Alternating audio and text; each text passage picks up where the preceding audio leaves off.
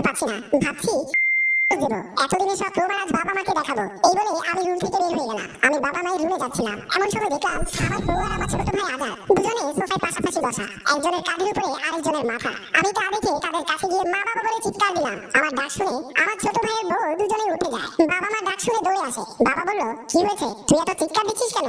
বাবা, তোমাদেরকে বলেছিলাম না এই মহিলাকে আমি যার সাথে আমি সংসার করছি তুমি আমার ছোট ভাই আজাদের সাথে গড়ে তুলে এমনকি আমার রুমে আমার সামনে। তোর সামনে মানে তুই তো অন্ধ? অযথা আমার নামে মিথ্যা অপবাদ দেবেন না। আজাদ হচ্ছে আমার দেবর, ওর সাথে একটু হাসি খুশি থাকবো না কার সাথে থাকবো? আজাদ বলল, ভাইয়া তুই কখন দেখেছিস আমি ভাবির সাথে খারাপ কিছু করতে? আমি তখন আমার ছোট ভাইয়ের গায়ে ঠাস করে থাপ্পড় দিয়ে চশমাটা খুলে ফেলি। আমার চশমা খোলা দেখে সবাই অবাক হয়ে গেছে। আমি বললাম, আমি সব কিছু দেখেছি, আর আমি সেদিন গাড়ি অ্যাক্সিডেন্ট করিয়ে নিজের চোখ অন্ধ হয়ে গেছে বলে ডাক্তারকে বলতে বলেছি। আমি তো অ্যাক্সিডেন্ট করিনি, আমি অন্ধ নয়, আমি শুধু তোমাদেরকে প্রমাণ দেওয়ার জন্য এখন নাটক করেছি। তারপর আমি মোবাইলটা বের করে বাবা মাকে দেখিয়ে বললাম, এই যে দেখো আজাদ গভীর রাতে আমার রুমে কয়বার ঢোকে। দিন তাদের অসভ্যতামি বেড়েই যাচ্ছিল। তোমাদেরকে কয়বার বুঝিয়েছি সে একজন ব্যবসায়ী, কিন্তু তোমরা তা বুঝতে নারাজ। বাবা মা মোবাইলে সবকিছু দেখলেন। তারপর বাবা আমার ছোট ভাই আজাদকে থাপ্পড় দিয়ে বললেন, তুই এক্ষুনি আমার বাড়ি থেকে বের হয়ে যা। মা তখন মিমকে থাপ্পড় দিয়ে বলল, আজ থেকে তোমার স্থানে বাড়িতে হবে না, তাই তুমিও বাড়ি থেকে বের হয়ে যাও। মিম আর আজাদ বের হয়ে যায়। তারপর আমার বাবা মা আমাকে জড়িয়ে ধরে ক্ষমা চাইতে লাগলো। আর আমাদের গল্পটা এখানেই শেষ হয়। বাইরে গিয়ে বসুন, এখান থেকে বের হলে আপনি আপনার স্বামীকে পেয়ে যাবেন। এমন সময় রেশমিয়া নিলয় রুমে আসলো। নিলয় প্রিয়াকে দেখে চমকে উঠলো। প্রিয়া নিলয়কে বলল, তোমার কাছে কি শুধু শারীরিক চাহিদাই বড়?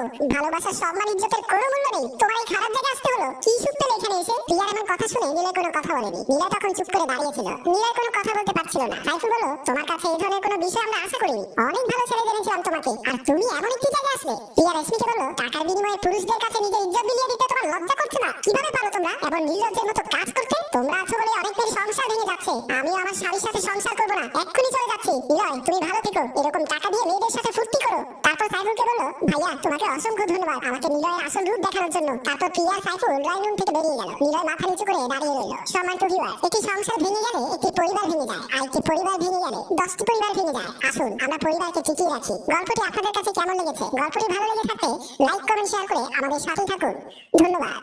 তুমি এক কাজ করো, তুমি আমাকে 1 লক্ষ টাকা দিয়ে দাও। 1 লক্ষ টাকা তুমি আমাকে দিয়ে দিলে তোমাকে আর আমি ডিস্টার্ব করবো না। প্রিয়া বলল, এতগুলো টাকা আমি তোমাকে কোত্থেকে দেবো? সাইফুল বলল, তুমি আমাকে কোত্থেকে টাকা দেবে এটা তোমার ব্যাপার, কিন্তু আমার টাকা চাই। তুমি যদি আমাকে টাকা না দাও আমি সব কিছু তোমার স্বামীকে বলে দেবো। এমন সময় ঘরের ভিতরে আসলো নিলয়। নিলয় সাইফুলকে দেখে অবাক হয়ে গেল। তারপর প্রিয়া নিলয়কে জড়িয়ে ধরলো। নিলয় বলল, ছেলেটিকে? তারপর প্রিয়া নিলয়কে বলল, এই ছেলেটির কথাই তোমাকে আমি বলতে চেয়েছিলাম, এই আমার জীবনটাকে নরক বানিয়ে দিয়েছে। তারপর প্রিয়া কান্না করতে করতে সাইফুল আর প্রিয়ার ঘটে যাওয়া সমস্ত কথা খুলে বলল। নিলয় প্রিয়ার মুখে সমস্ত কথা শুনে সাইফুলকে বলল, আজকের পর থেকে যদি আপনি কখনো এই বাড়িতে আসার চেষ্টা করেন তাহলে কিন্তু আমি আপনাকে পুলিশে দিতে বাধ্য হব, কারণ আমি আমার স্ত্রীকে অনেক বেশি ভালোবাসি। আমার স্ত্রী বিয়ের আগে যা করেছে সবকিছু আমি মেনে নিয়েছি। আশা করি এখন আর কোনো ঝামেলা করবেন না। সাইফুল তখন কোনো কথা না বলে সেখান থেকে বেরিয়ে আসলো। প্রিয়া তখন নিলয়কে জড়িয়ে ধরলো। নিলয় বলল, তুমি আমার স্ত্রী, তোমার যত সমস্যা হোক না কেন তুমি আমাকে খুলে বলবে, যতই বিপদ আসুক না কেন আমি তোমাকে ছেড়ে যাবো না। তারপর প্রিয়া ভরসা পেল। দুজনকে খুব হাসি খুশি দেখতে লাগলো। সম্মানিত ভিউয়ার্স, গল্পটি আপনাদের কেমন লেগেছে? গল্পটি যদি ভালো লাগে লাইক কমেন্ট শেয়ার করে আমাদের সাথেই থাকুন।